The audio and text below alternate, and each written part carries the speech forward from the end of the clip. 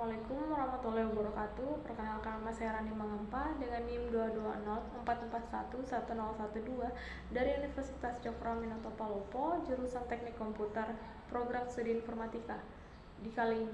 Pada presentasi kali ini, saya akan menjelaskan atau memaparkan materi seputar jaringan wireless.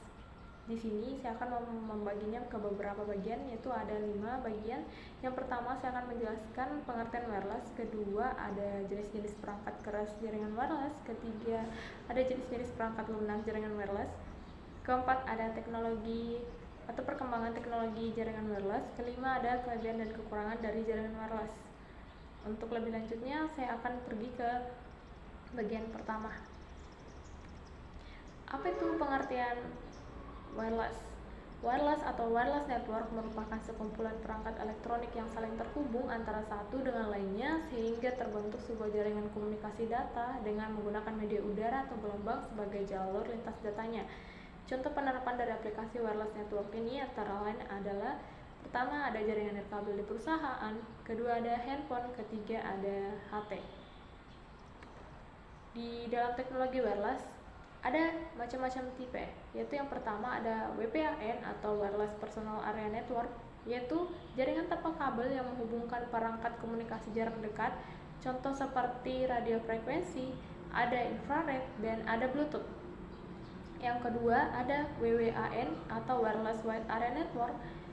WWAN meliputi teknologi dengan daerah jangkauan luas seperti seluler 2G, 3G, 4G, dan 5G. Ada cellular digital paket data, ada Global System for Mobile Communication, dan CDMA. Ketiga, ada WLAN atau Wireless Local Area Network. WLAN mewakili Local Area Network Wireless, termasuk diantaranya adalah 802.11, Hyperlane, dan beberapa lainnya. IEEE 802.11 adalah standar yang diberikan oleh Institute of Electrical and Electronic Engineers untuk penggunaan jaringan wireless atau WLAN. Di dalam IEEE ini terdapat 4 varian terhadap standar atau protokol tersebut, antara lain yang pertama ada 802.11a. 802.11a digunakan untuk mendefinisikan jaringan wireless yang menggunakan standar frekuensi 5 GHz dengan kecepatan transfer hingga 54 Mbps. Untuk menggunakan standar 802.11a, perangkat komputer hanya memerlukan dukungan kecepatan komunikasi 6 Mbps, 12 Mbps, dan 24 Mbps. Standar 802.11a juga mengoperasikan channel 4 kali lebih banyak dari yang dapat dilakukan oleh standar 802.11 dan 802.11b. Kedua, ada 802.11b. Standar ini merupakan pengembangan dari standar 802.11 untuk lapisan fisik dengan kecepatan tinggi. 802.11b digunakan untuk mendefinisikan jaringan wireless Direct Sequence Spread Spectrum atau DSSS yang menggunakan gelombang frekuensi Industrial Scientific Medicine atau ISM 24 GHz dan berkomunikasi pada kecepatan hingga kisaran 11 Mbps. Standar ini juga menyediakan metode untuk menangani tabrakan atau collision dan fragmentasi dan memungkinkan metode enkripsi melalui protokol WEP atau Wired Equivalent Protocol. Ketiga, ada standar 802.11g. Standar 802.11g pada dasarnya mirip dengan standar 802.11a, yaitu menyediakan jalur komunikasi kecepatan tinggi hingga 54 Mbps. Namun, frekuensi yang digunakan pada standar ini sama dengan frekuensi yang digunakan pada standar 802.11b, yaitu frekuensi gelombang 24 GHz dan juga dapat kompatibel dengan standar 802.11b. Yang keempat ada 802.11n. IEEE 802.11n didasarkan pada standar 802.11 sebelumnya dengan menambahkan multiple input, multiple output atau MIMO dan 40 MHz ke lapisan saluran fisik atau PHY dan frame agregasi ke MAC layer. MIMO adalah teknologi yang menggunakan beberapa antena untuk menyelesaikan informasi lebih lanjut secara koheren daripada menggunakan satu antena. Bagian 2 ada jenis-jenis perangkat keras wireless.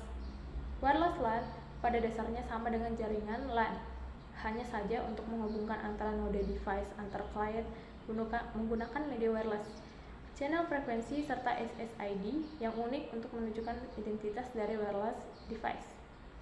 Komponen pada WLAN. Untuk bisa mengembangkan sebuah mode WLAN setidaknya diperlukan 4 komponen utama, yaitu 1. Ada access point, kedua ada wireless LAN interface, ketiga ada mobile atau desktop PC, keempat ada internet eksternal.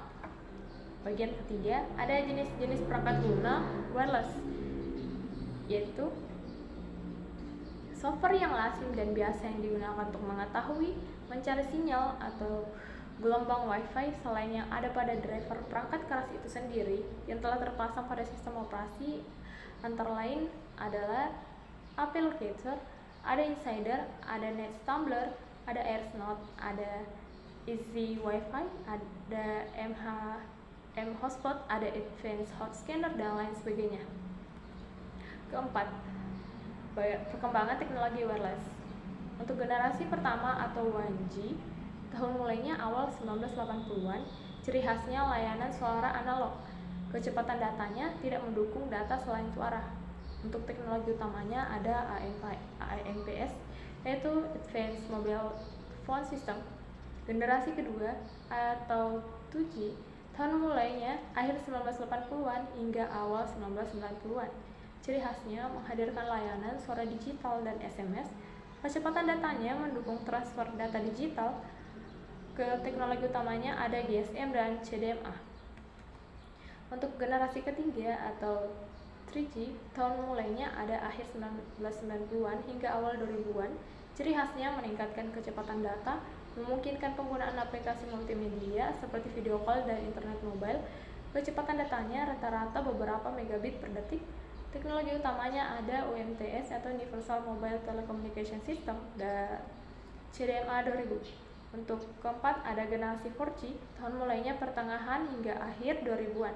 Ciri khasnya kecepatan data yang signifikan lebih tinggi, mendukung streaming video HD dan aplikasi berat data.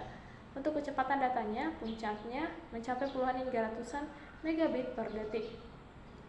Teknologi utama ada LTE atau Long Term Evolution dan WiMAX. Generasi kelima atau sekarang ini, tahun mulainya itu muncul pada tahun 2010-an. Ciri khasnya itu kecepatan internet yang sangat tinggi, latensi rendah, dan mendukung konektivitas massal perangkat internet of things. Untuk kecepatan datanya, potensial untuk mencapai beberapa gigabit per detik. Untuk teknologi utamanya menggunakan berbagai frekuensi gelombang, termasuk millimeter wave dan teknologi MIMO untuk peningkatan kapasitas. Bagian terakhir kita akan menjelaskan keuntungan dan kekurangan dari Wi-Fi atau wireless fidelity. Untuk bagian pertama itu keuntungan wireless ada 1. Pemakai tidak dibatasi ruang gerak dan hanya dibatasi pada jarak jangkauan dari satu titik pemancar Wi-Fi. Kedua, jarak pada sistem Wi-Fi mampu menjangkau area 100 feet atau 30 meter radius. Selain itu dapat diperkuat dengan perangkat khusus seperti booster yang berfungsi sebagai relay yang mampu menjangkau ratusan bahkan beberapa kilometer ke satu arah atau direksional, bahkan hardware terbaru. Ketiga, perangkat wireless untuk teknologi wireless Wi-Fi ini sudah umum digunakan dan harganya sudah menjadi relatif murah. Keempat, sebagian besar notebook tipe terbaru atau laptopnya sudah dilengkapi dengan perangkat network wireless dengan teknologi Wi-Fi ini. Yang kelima, memungkinkan LAN untuk dipasang tanpa kabel. Hal ini juga sekaligus akan mampu mengurangi biaya untuk pemasangan dan perluasan jaringan.